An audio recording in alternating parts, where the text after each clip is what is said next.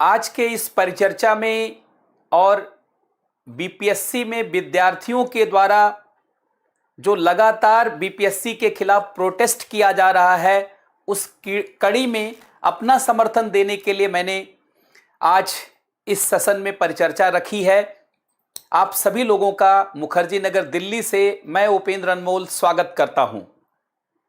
आपने लगातार देखा होगा, देश के आजादी से लेकर के आज तक भारत में विद्यार्थियों के मुद्दों को सुनने के लिए, युवाओं के मुद्दों को सुनने के लिए ना तो कोई मंत्रालय रहा है, ना तो कोई विभाग रहा है। विद्यार्थी एक ऐसे वर्ग बन गए हैं जैसे लगता है जिनके मुद्दों का कभी कोई समाधान होगा ही नहीं।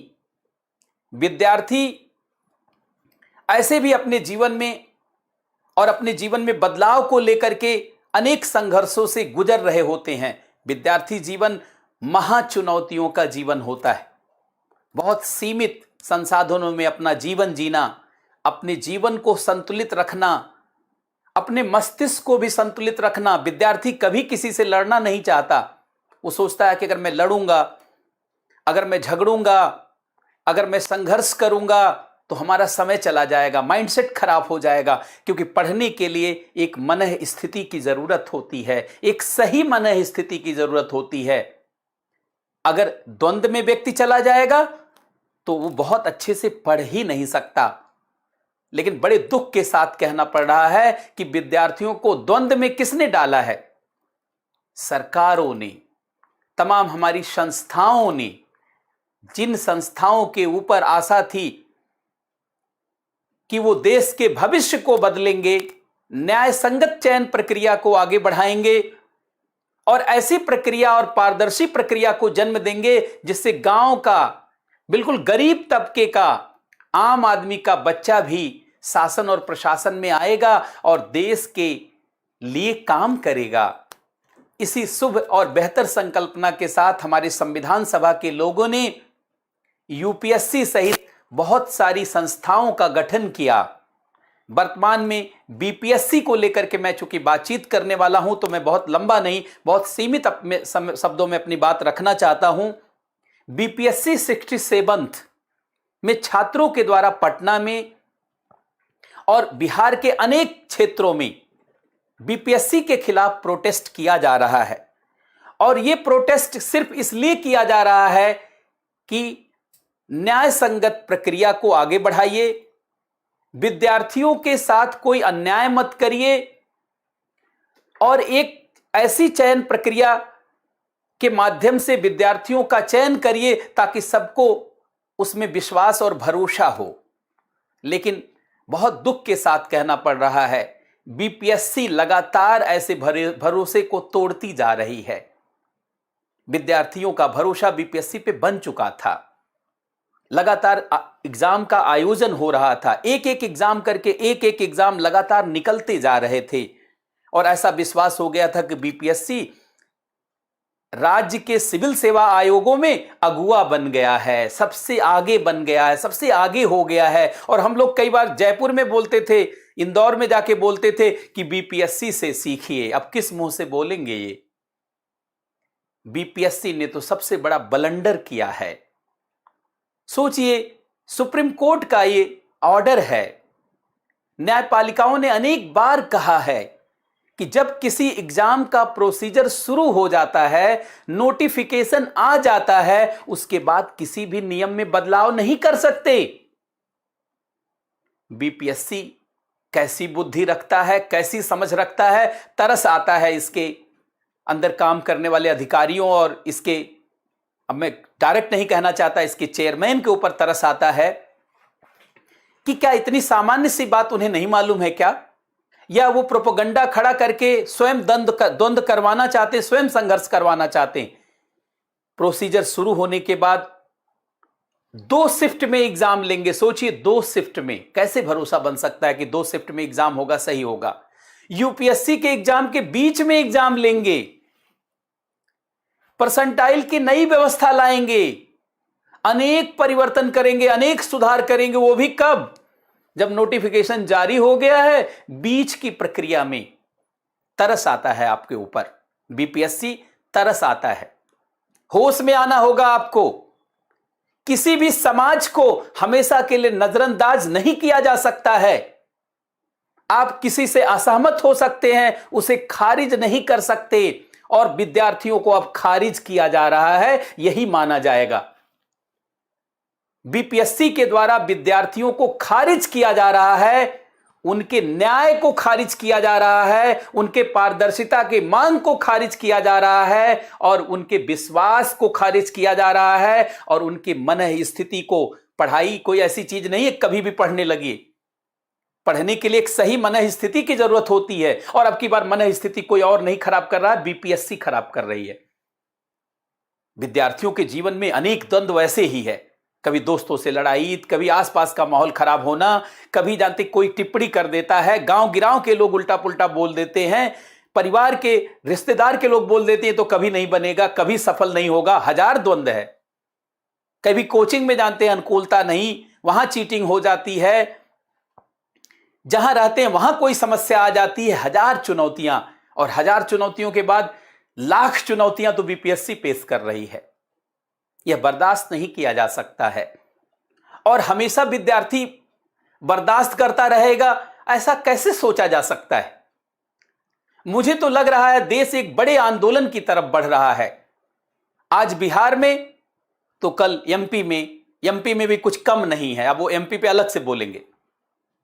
राजस्थान में, यूपी में, हर राज्य में लगभग देखा जाए तो विद्यार्थियों के साथ कोई भी जानते हैं कैलेंडर नहीं है लोगों के पास, जबकि अगले 5 सालों का कैलेंडर होना चाहिए। कब पीटी लेंगे, कब मेंस लेंगे, कब इंटरव्यू लेंगे, फिक्स होना चाहिए।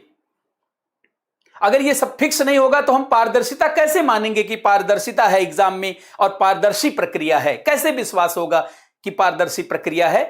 एकाएक आप सिलेबस बदल देंगे, एकाएक आप क्या कर देंगे, और उस बीच में जब आप बदल देंगे तो उससे लाभान्वित होने वाला कोई नया वर्ग खड़ा हो जाएगा, नए लोग खड़े हो जाएंगे। शंका तो मन में होती है ना।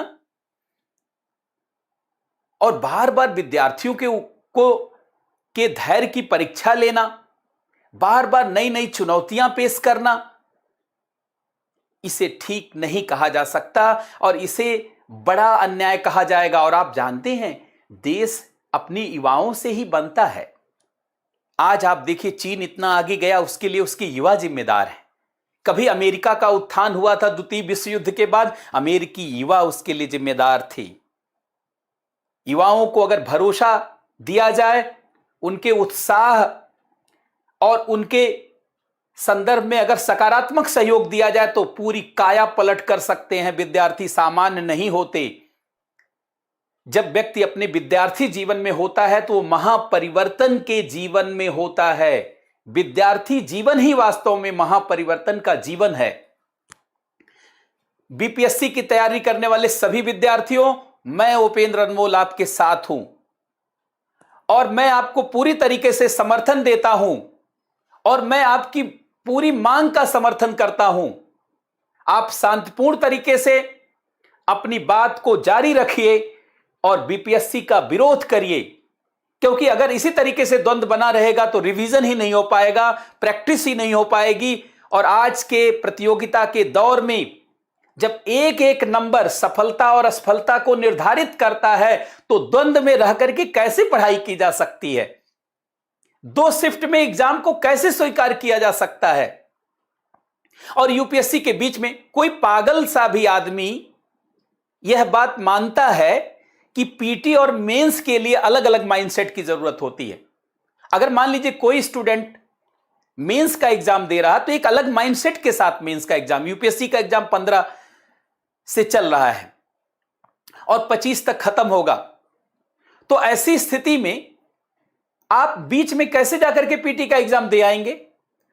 और वैसे भी मान लीजिए किसी ने उस समय अपने यूपीएससी के फॉर्म में बंगलुरु का जो है सेंटर भर दिया, किसी ने चेन्नई का भर दिया, तमाम लोग नौकरी करते हैं, इधर उधर भी होते हैं, तिरुवनंतपुरम का सेंटर भर दिया, और बीपीएससी का भी फॉर्म उसने भरा है।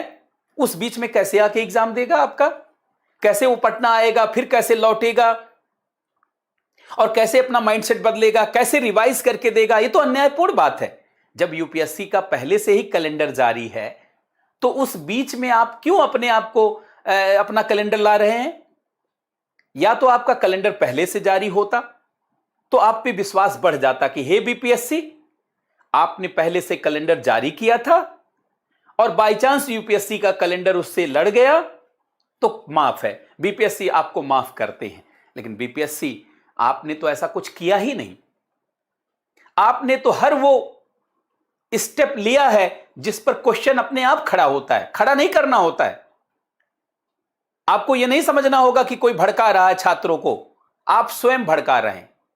आपको यह नहीं कहना होगा कि बीपीएससी के खिलाफ आंदोलन किया जा रहा, करवाया जा रहा, आप स्वयं करवा रहे हैं। इतनी अन्यायपूर्ण बात 21वीं शताब्दी में कैसे स्वीकार की जा सकती है? और विद्यार्थियों ने लगातार देखा है, हर पार्टी ने विद्यार्थियों को हतोत्साहित किया है, चाहे किसी भी पार्टी की सरकार हो। जब विपक्ष में कोई सरकार होती है तो विद्यार्थियों का समर्थन और राजनीतिक लाभ लेने के लिए कई बार साथ देने लगती है, लेकिन जैसे ही सत्ता में आ जाती है उसी एटीट्यूड के साथ वो भी विद्यार्थियों, वही मारना पीटना। सोचिए, विद्यार्थियों के ऊपर डंडा चलाना, लाठी चलाना, ये कितना अपमानजनक है। तो बिहार के सभी विद्यार्थियों और बीपीएससी देने वाले पूरे देश के विद्यार्थियों, मैं मुखर्जी नगर दिल्ली से आपका समर्थन देता हूं और मैं आपके हर स्टेप में आपके साथ हूं। अब मैं आप लोगों में से कुछ लोगों का कमेंट भी देखना चाहता हूं, क्योंकि बहुत सारे विद्यार्थी आज के इस दौर में अपने आप को अकेला पा रहे हैं। और यह नहीं लगना चाहिए कि आपकी लड़ाई अकेले की लड़ाई है। आज आपके साथ हो रहा है तो कल किसी के साथ भी होगा। युवा देश के भविष्य है और मैं युवाओं को, विद्यार्थियों को देश की आत्मा मानता हूं। और हर देश को बनाने का दायित्व उसके विद्यार्थियों पर ही होता है और उसी के साथ इस तरीके की चुनौती। मैं तो आश्चर्यचकित हूं कि पिछले 75 वर्षों में विद्यार्थियों का कोई मंत्रालय नहीं बना। होना चाहिए विद्यार्थी मामले का मंत्रालय, मिनिस्ट्री, जैसे मिनिस्ट्री ऑफ फॉरेन अफेयर्स, ऐसे मिनिस्ट्री ऑफ स्टूडेंट अफेयर होना चाहिए, सीधे विद्यार्थी मंत्रालय, जो पूरे साल भर विद्यार्थियों को के मुद्दे पर काम करे। और हर आयोग को सीधे सीधे कहा जाए कि आप 5 साल का कैलेंडर जारी करिए। 5 साल में पीटी का एग्जाम कब होगा, मेंस का एग्जाम कब होगा, इंटरव्यू का एग्जाम कब होगा, सारा कैलेंडर दीजिए। उसके अनुसार विद्यार्थी अपने भविष्य को तय करेंगे, अपनी रणनीति को तय करेंगे और अपने जीवन को बदलने के लिए जो उन्होंने अभियान शुरू किया है उसमें सफल होने का प्रयास करेंगे।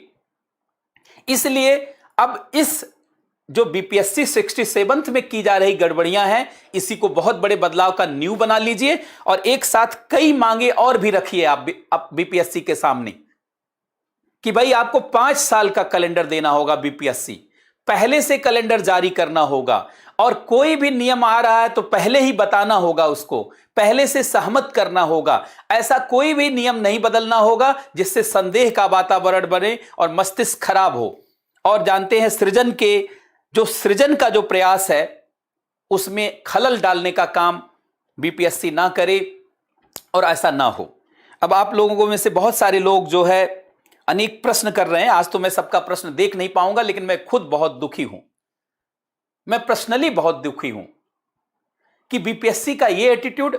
सोचिए, बीपीएससी की बड़ाई मैं जयपुर कर रहा था, बीपीएससी की बड़ाई मैं इंदौर में कर रहा था, भोपाल में कर रहा था और कह रहा था एमपीपीएससी को बीपीएससी से सीखना चाहिए। किस मुंह से मैं बोलूंगा, किस तरीके से मैं कहूंगा? या इसका मतलब मेरे द्वारा कही गई बातें सब गलत थी?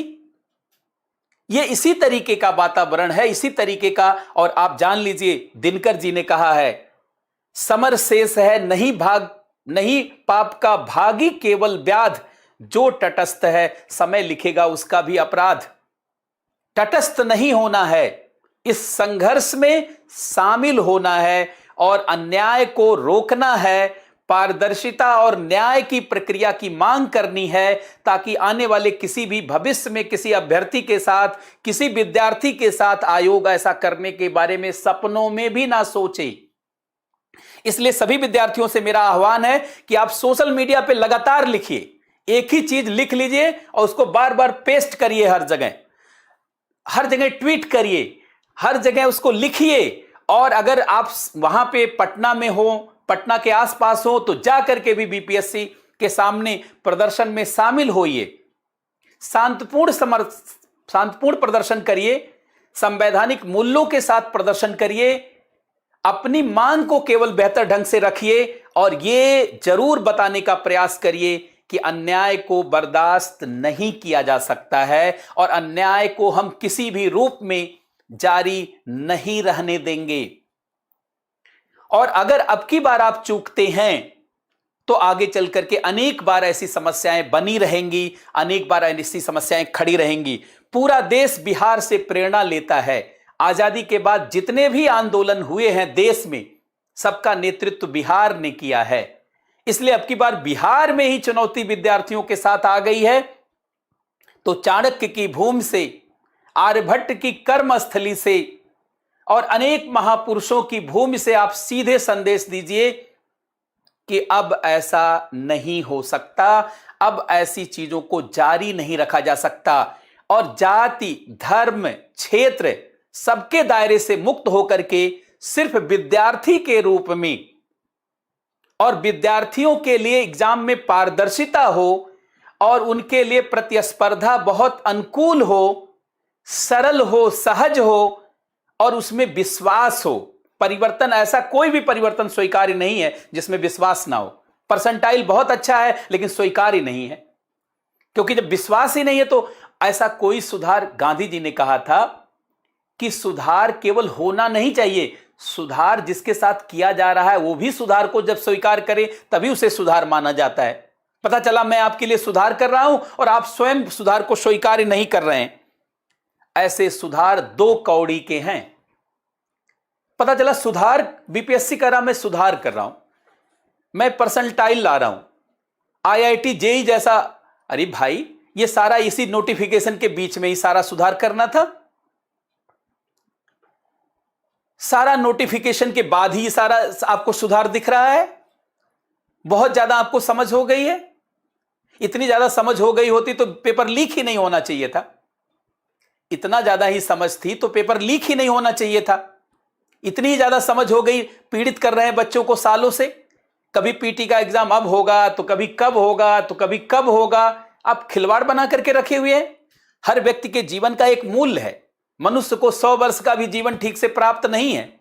आशीर्वाद दिया जाता है, कहा जाता है जीवेत सरस शतम, 100 वर्ष जियो, तो लोग खुश हो जाते हैं। और इसी 100 वर्ष में पढ़ना, लिखना, आगे बढ़ना, घर मकान बनवाना, परिवार गृहस्थी, देश के लिए भी काम करना, समाज के लिए भी काम करना और बाद में टिकट भी आ जाना और भगवान के पास भी जाना है। सारा काम है, आप सोचिए। और आप सभी लोग जानते हैं कि अगर मनुष्य का जीवन, मान लीजिए मैं 70 साल मानता हूं, तो 1/3 समय सोने में चला जाता है।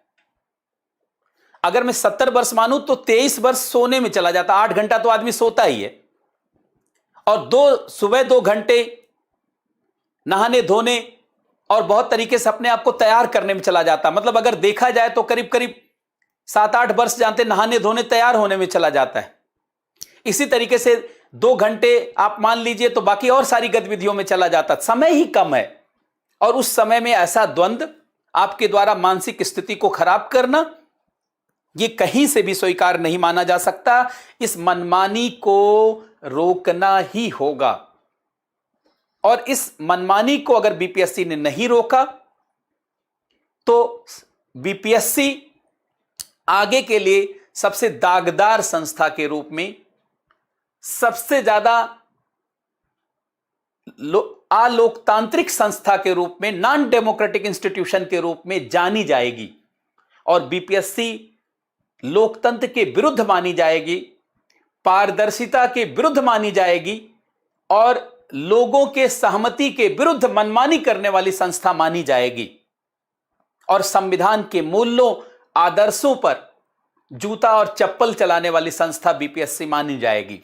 अतः बीपीएससी सुधर जाओ, सुधार कर लो अपने अंदर और विद्यार्थियों को सही मन स्थिति के अंतर्गत तैयारी करने का अवसर दीजिए। विद्यार्थियों की मन स्थिति को खराब करके आज एग्जाम है, कल एग्जाम है, परसों एग्जाम है, नाटक कर डाला है एकदम।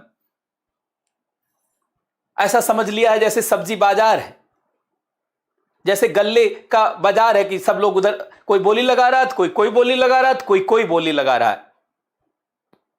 इतने बड़े अधिकारियों के सिलेक्शन करने वाली संस्था हो आप, यूपीएससी के बाद स्टेट के पीएससी ही जानते हैं, बेहतर संस्थाएं मानी जाती हैं, और उनके द्वारा किया जाने वाला व्यवहार दोयम दर्जे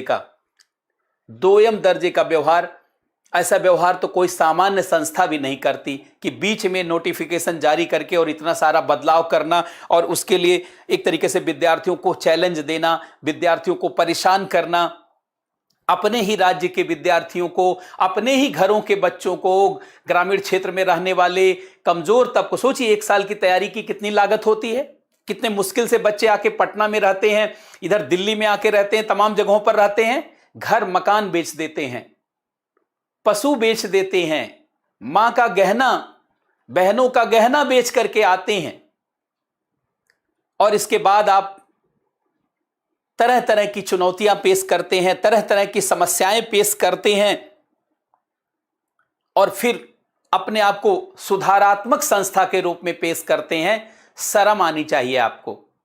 इसके बाद भी आप कह रहे हैं कि सुधार है। सोचिए, गलती को सुधार बता रहे हैं, आपकी परसेंटाइल व्यवस्था लाएंगे, 2 शिफ्ट में एग्जाम करेंगे, आप सुधार बता रहे हैं, यूपीएससी के बीच में एग्जाम करेंगे, आप सुधार बता रहे हैं, नोटिफिकेशन जारी करके आप ये सब करेंगे, आप सुधार बता रहे हैं। परेशानी पैदा करने को, अन्याय पैदा करने को आप सुधार बता रहे हैं। अतः पूरी तरीके से खारिज करते हैं बीपीएससी के इस सुधार और इस तरीके के जो है निर्णय का, और पूरी तरीके से छात्रों को समर्थन देता हूं। मैं उपेंद्र अनमोल मुखर्जी नगर से आप सभी बच्चों के साथ हूं। आप बीपीएससी की तैयारी कर रहे हैं, मेरा पूरा समर्थन और सहयोग है, और मैं अकेले पूरे बिहार को पढ़ाने के लिए काफी हूं, अकेले पूरे देश को पढ़ाने के लिए काफी हूं, और खासकर ग्रामीण तबकों में रहने वाले लोगों को अब घबराना नहीं है। मैं अकेले उपेंद्र अनमोल आप सभी लोगों के लिए काफी हूं, और आपके जीवन में बदलाव और परिवर्तन की अकेले जानते हैं बीड़ा उठा करके और उसको पार लगाने की क्षमता रखता हूं। तो मैं आप सभी लोगों को अपना समर्थन देता हूं। बहुत बहुत धन्यवाद, सबको बहुत बहुत नमस्कार।